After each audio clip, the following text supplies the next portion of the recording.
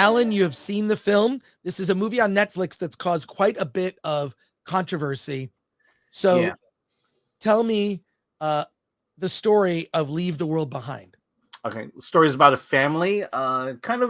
Family's a little bit on the rocks, but the parents, the husband is Ethan Hawke, wife is Julia Roberts. They decide to get out of town for a couple of days and rent a B&B off of a nice island, beach home. Suddenly, it's worth noting that they have two kids. Yeah, and they have two kids. An older boy, younger girl. And Julia Roberts she's this kind of very put together perfectionist. Mm-hmm. She's like Rachel from Friends in a way, if you think about it. And Ethan Hawke is just way more chill, right? So there you go. Yeah, and so they're on vacation and they're on the beach, and a giant oil tanker runs itself into the beach.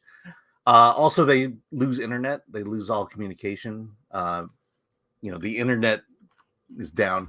And then that night, as they're trying to figure out what's going on, a couple shows up. It's a father and daughter.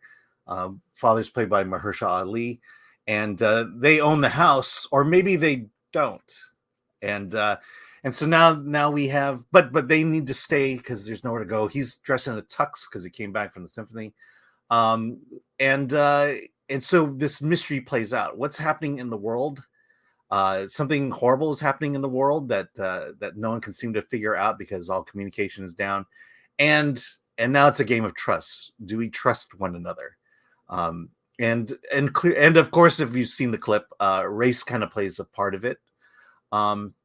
And so that's kind of the story here. It's kind of a mystery that plays itself out to the end as events start to reveal themselves as to the true nature of what's happening in the world, and then the true nature of who these people are. I heard about the controversy. I think the problem with one of the controversy is the fact that it's a single clip from the movie and is not in context with the entire movie. And so I think the criticism there is a bit unfair. But as a movie itself, it's one of those movies that kind of points out where we are as a society and where we could be going as a society. And I see the hopeful message. I think maybe the message by the end is just a little too depressing for me.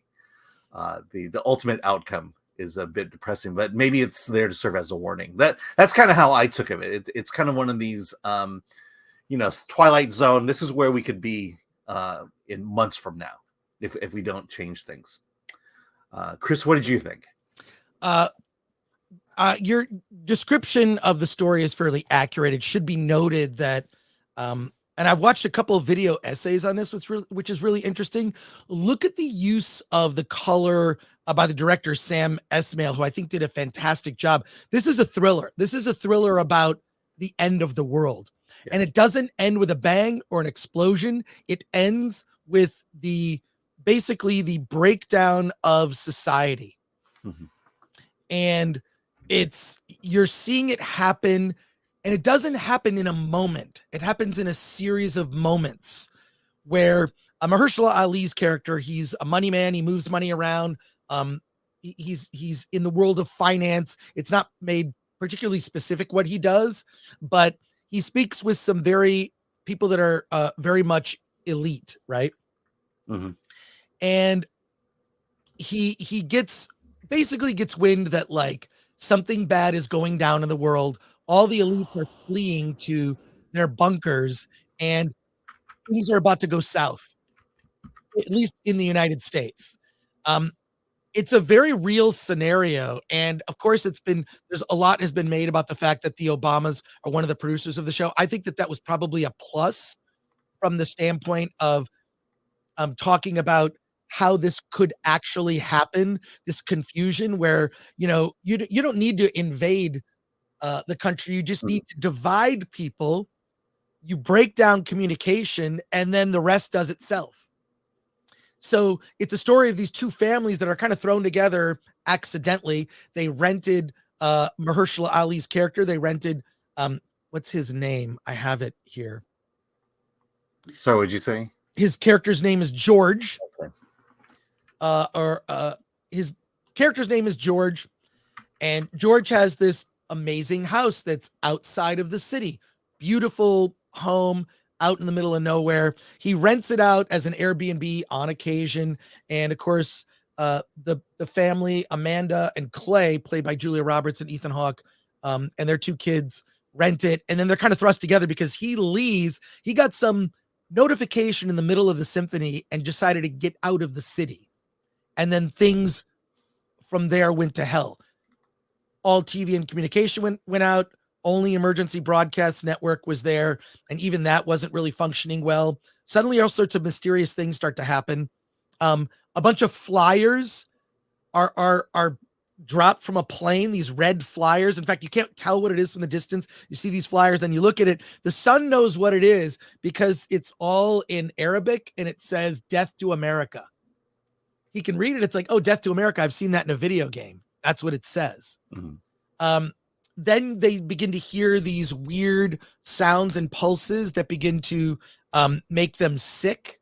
So they hear this shrieking sound where they've got to like cover their ears. The son doesn't cover his ears quickly enough or something, and he ends up getting sick to the point where his teeth are falling out. It's this series of mysteries that escalate. None of them know what's going on or who the real perpetrators are. Is it North Korea they're being attacked by? Is it the Russians? Is it China? Nobody knows. Nobody cares. Kevin Bacon plays a character named Danny, who's a prepper, and he's all ready for this stuff. And he's way ahead of what the new world is going to be like, which is you bunker down, you've got your food, you got your food crates, you've got a little bunker, and you're ready for this to happen. I do think this movie serves as a warning of what could happen if society broke down and how people would turn on each other. If it's kind of a much more sophisticated version and a more modern day version of one of the best Twilight Zone episodes, mm-hmm. Monsters on Maple Street. Do you remember that? In fact, that was the first Twilight Zone episode. Yeah, the very first Twilight Zone, Monsters on Maple Street, a great episode. It was remade and the remake was not very good.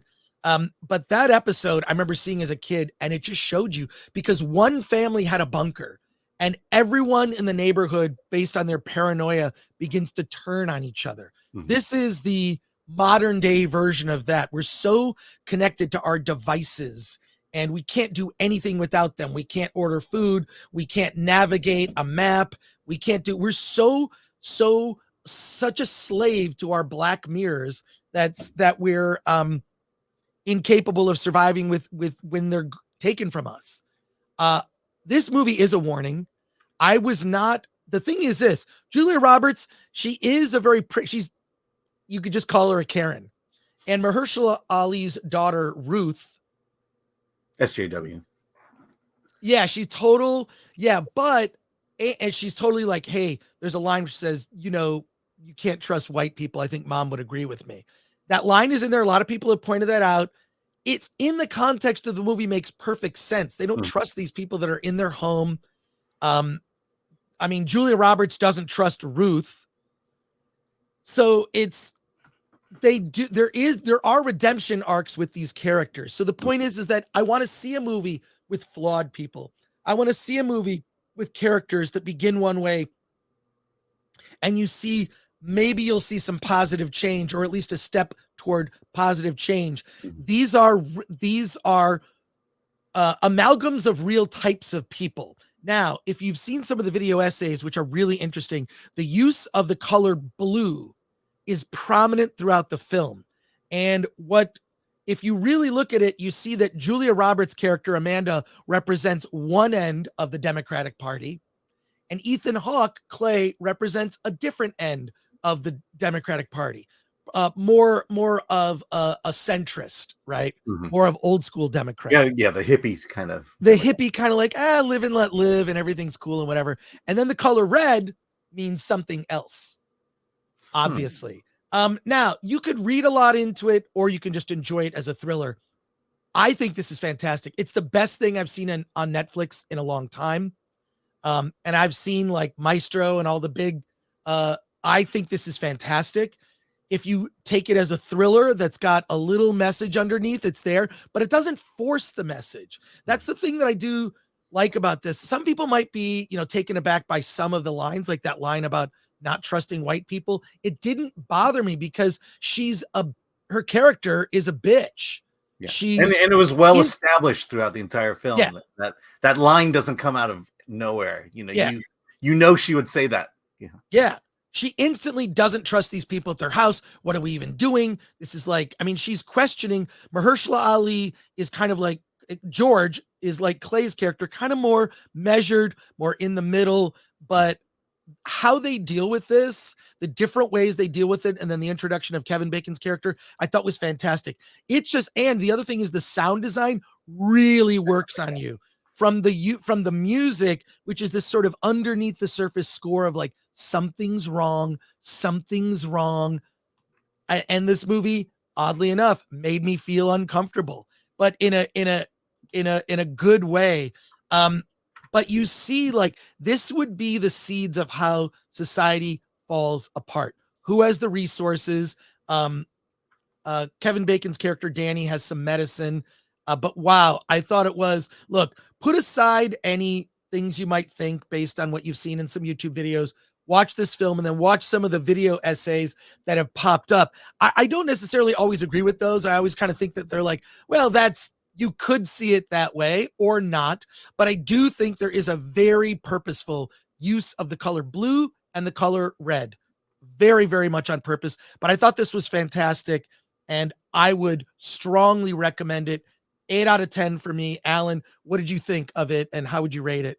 Yeah, the reason I like the movie, I didn't like it as much as you did, and I think it is more emotional and psychological in nature, in the sense of, this is one of those movies where you watch it and you want to talk to people about it. And yes, you kind of want to go and say, did you see what I saw?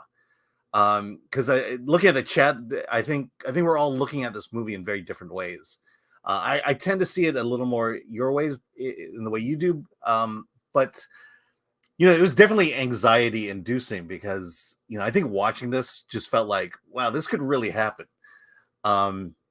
Yes. I think the Americans are at a point where it can all come crashing down at the flip of a switch. Yes. And what's interesting to me is that I think the rest of the world is watching it and saying, yeah, someone flip that switch soon, and because they want to sit back and watch America implode.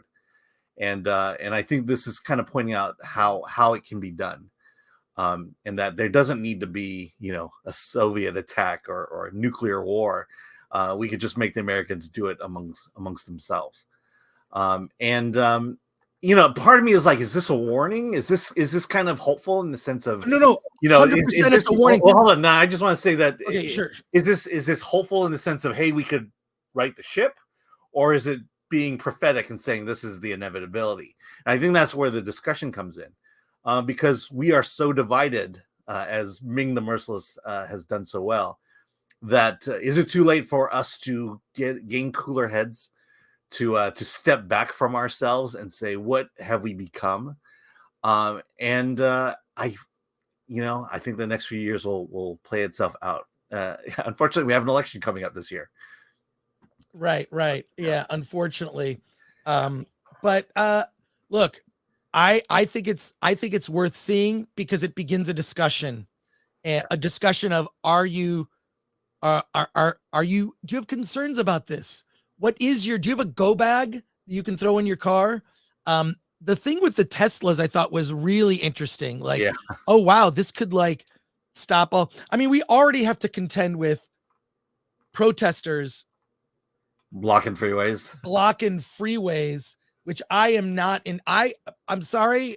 If you're blocking a freeway to get to an airport, you are inconveniencing people. It's already been reported that people have passed away from freeways being blocked. Anyone that blocks a freeway, you protest all you want. Freedom of speech. You block a freeway, you go to jail, and not for a short amount of time. Can we go back to super gluing ourselves to Starbucks counters and do that? Yeah.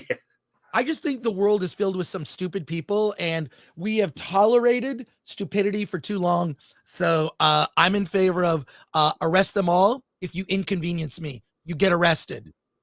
I'm done with that nonsense. But I strongly recommend Leave the World Behind and then have a discussion. But watch it with a friend. You're going to have a great post film discussion. I really, really loved it. Don't be turned off by what you've heard. Check it out.